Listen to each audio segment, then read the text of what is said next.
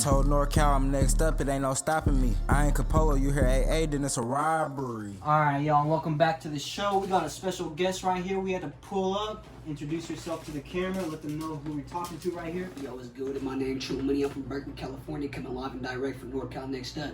Okay, yep, okay. So, to introduce yourself, some of my audience is familiar, but there's a big amount that's not familiar with you, who you are. So, how would you describe your sound, your musical style? My musical style is hella versatile. I'm a rapper at first hand, but you know what I mean? If anybody, any type of genre wants to come work with me, I'm open. I like mainstream music. I like all the way out to country music. So you know what I mean? It's versatile. I'm not stuck to working in one genre. You know what I mean? Okay.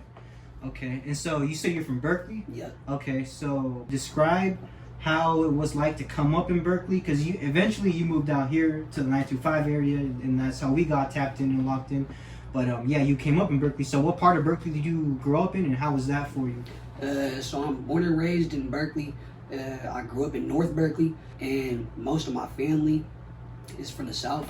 But you know what I mean? I try to stay out of the whole politics situation. It is what it is at that point. You know what I mean? I'm an independent artist. I don't put myself into no type of group or nothing like that. You know what I mean? I try to keep it, like I said, versatile. So I'm open to working with whoever from anywhere. You know what I mean? Okay. Has it been kind of hard to stay out of politics? Has politics tried to get involved in your life, or would you say? Yeah. See, that's the problem. Growing up in Berkeley, you know what I mean? When you got family from different areas, other areas tend to, you feel me, not like that situation. But it is what it is at that point. You know what I mean? Everybody comes from a certain area. Everybody has family that comes from a certain area. It just depends on if you want to put yourself in those politics, and if you want to, you know what I mean? If you want to put yourself in that lifestyle. You know what I mean? It's not like I didn't grow up in that lifestyle, but it's like there's a reason to get out of it. You know what I mean? Yeah, okay. How did you come to the realization that, all right, I can't go down this lifestyle, I have to, feel me, stay out of these politics and stuff? Was it like a bigger homie that guided you, or like? Nah, realistically, bro, it's just trial and error. You know what I'm saying? Growing up in the streets, you see people lose their life. You see people lose their life to prison. You know what I mean? You see shit go the wrong way. So at the end of the day, you got to think, do you want that for yourself, or do you want something better for you and your family? You got to think about your grandkids. You know what I'm saying? You got to don't just think about your life. Your life is supposed to build a legacy for your family. Okay. Yeah, okay, that's real, yeah.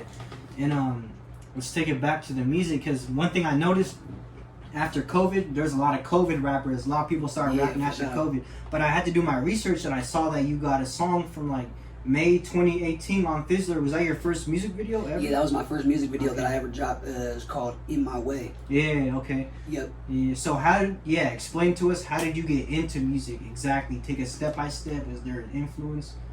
So, growing up, my real influence was 50 Cent. I think I was about 8 or 9 years old.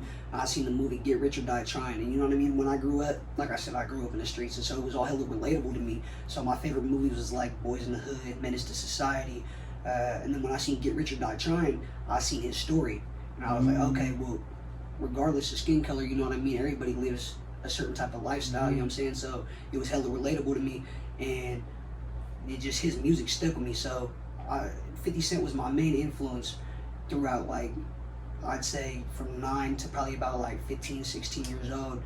I was writing rhymes in my books and shit like that. Oh, really? Yeah, I didn't when really. You were 9?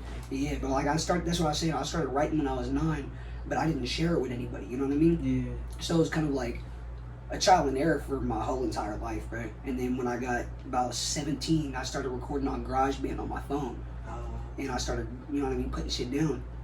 And I would show my family and close friends and stuff like that, but like it wasn't. You know what I mean? I wasn't taking it hella serious like that. Yeah. This is like 2016? Yeah, 2016. Yeah, okay. And then after that, I ended up moving up to Seattle. Oh, really? Yeah, so I moved up to Seattle when I turned 18. And then that's when I really started taking music serious, because I didn't have nothing to do when I was up there, you know what I mean? So I was just constantly in the studio working. And then I had some family troubles. My grandma got sick and shit, so I moved back to Cali. And as soon as I moved back to Cali, I went to the studio, recorded, and I think like a month later, I got the music video made, hit up Fizzler, got that posted on their page. They wrote up a blog for me on their website and shit. And ever since then, I've just been taking it serious. Damn, okay, I didn't know that. So you got some Seattle influence, or Seattle has a big part to play in your life, in your Yeah, life for story. sure. I was there. I wasn't there for too long. I was probably there for like 6 months or something like that. But like just me, a solid 6 months being to the neck. You know what I mean? Not having nobody out there, just focusing on myself and my career. Okay, and how do you tap in? Like, you go to a different state. How do you tap in with the studios and shit to fuck with out there? How do you know? Like I said, bro, it's just, I feel like everything's trial and error. You know what I mean? Like, if you hit up a place and you go there, it don't seem like what you want to work with, you go to the next one. You know what I mean? It's but realistically, it is hella hard to find something when you're not from somewhere. You know what I mean? If you don't got no connections or nothing like that, you got to start from scratch. You end up going on Google, looking shit up. You know what I mean? Doing research, driving all over Seattle, seeing if you can find the locations. It's hard, bro, but you know what I mean? Okay. Yeah, even like the same question, but in terms of the Bay Area, how did you know to tap in with Thizzler to get your page? Because it was a different time back then, even though it wasn't that long ago, the scene was still different. How did you know to tap in with Thizzler and stuff? But I also want to know, what was the differences like in 2018 and versus now making music? The differences, I feel like Instagram didn't have too much of a big play on promoting yourself at the time. Like, there was a lot of SoundCloud rappers. If you blew up, it was from SoundCloud streams and shit like that, you know what I mean? So like, when I seen Thizzler, I think it was on my recommended page on YouTube. And then when I seen him, I seen like under one of the descriptions under one of the videos, it was like an artist submitted video or something like that. I'm like, oh, okay. So they're doing shit like World Star was doing back in the day when you could pay, you know what I mean? For a good amount, you know what I mean? Not taxing or nothing like that. So I got a good price, got a whole bundle package with Thizzler about the, you know what I mean?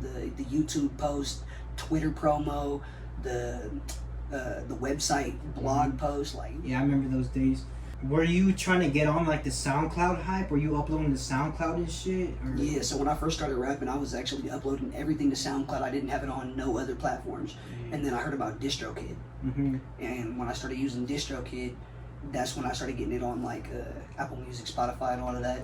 And that's kind of when I like started to do more research on how I could make money from my streams. You know what I mean? Because at the time I wasn't making shit from SoundCloud besides, you know what I mean, a couple cents here and there or whatever.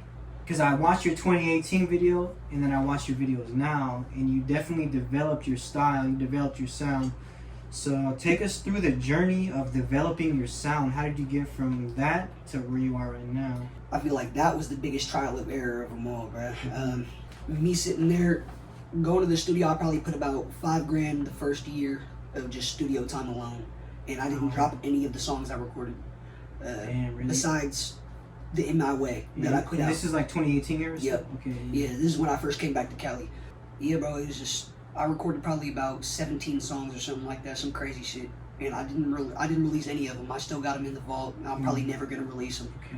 Damn, really? Yeah, it was just, I feel like it was artist development for me at that point. You know what I mean? It was like, I would record a song and then I'd have people listen to it. And then if it was what people were going crazy over, I'd be like, okay, like maybe I could do something with this one. Or they'd be like, yeah, that's cool. Like, you know what I mean? You could tell people's you could tell by their reaction. So it's like, okay, like I gotta do better. Yeah, So over the time, I started switching up my flow, started trying to find, you know what I mean, what sounded better with my voice and everything. And shit, bro, I guess just over the years, it came out, you know what I mean? Came out, okay. It is like shit be 90 when I'm blessed to be living. Could've been up in that prison, I avoided the system. I would never turn my back on my family, and that's that. How long when it's finna turn a diamond to 100 racks. Like, bitch, I'm on top, get the guap, I'll never stop, and I'ma die for the ones that never met it off that block. If it's money on the floor, you best believe I pick it up.